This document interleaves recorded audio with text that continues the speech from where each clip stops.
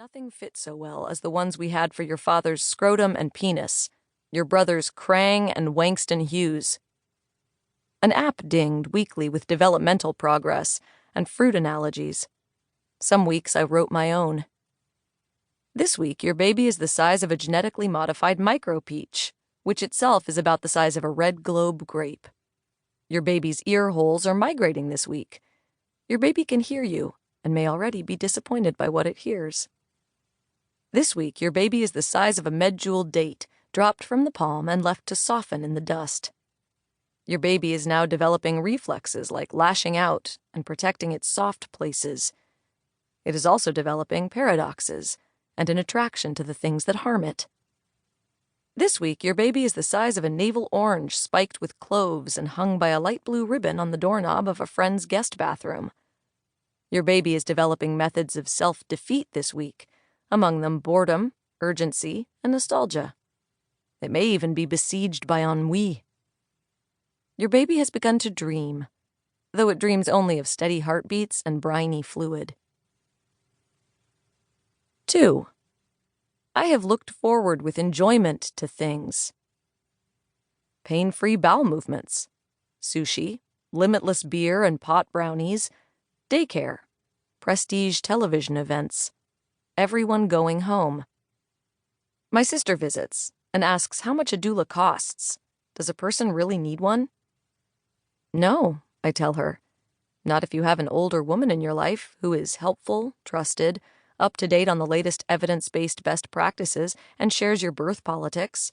Someone who is not all judgmental, won't project her insecurities onto you, is respectful of your boundaries and your beliefs and those of your spouse, carries no emotional baggage or unresolved tensions, no submerged resentment, no open wounds, no helicoptering, no neglect, no library of backhanded compliments, no bequeathed body issues, no treadmill of jealousy and ingratitude, no internalized misogyny, no gaslighting, no minimizing, no apology debt.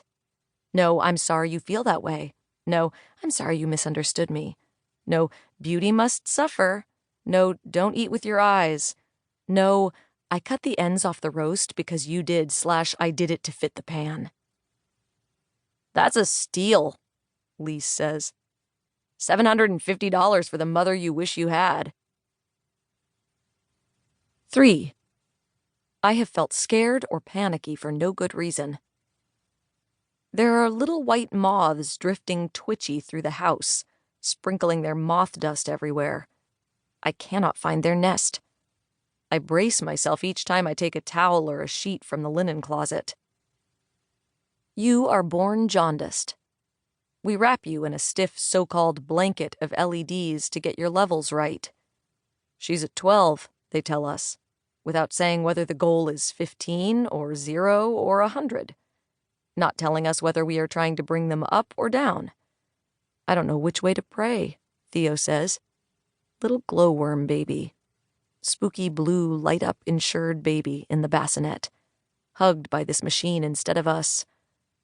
A gnarly intestine-looking tube coming out the bottom of your swaddle. Jaundiced and skinny, though neither of us are. Failure to thrive. In the car, Theo agrees that a ridiculously lofty standard. Haven't we every advantage? Health insurance and advanced degrees, study abroad and strong female role models. Aren't we gainfully employed and doing work we do not hate, no less? Didn't we do everything right? And in the right order? And yet, can either of us say we are thriving? I remind myself it's not so bad, the jaundice, the smallness. Lise says, I was little and look at me. I remind myself of the NICU and pediatric oncology, which we must pass on the way to our appointments. I remember the apparatus we learned about in breastfeeding class that the lactation consultants can rig up for a man. A sack of donated breast milk and a tube taped to his pectoral, positioned to deliver milk to the baby as though through his nipple. I comfort myself with the dark, unmentioned scenarios wherein this rig would be necessary. A box on the birth certificate paperwork says, I wish to list another man as the baby's biological father. See reverse.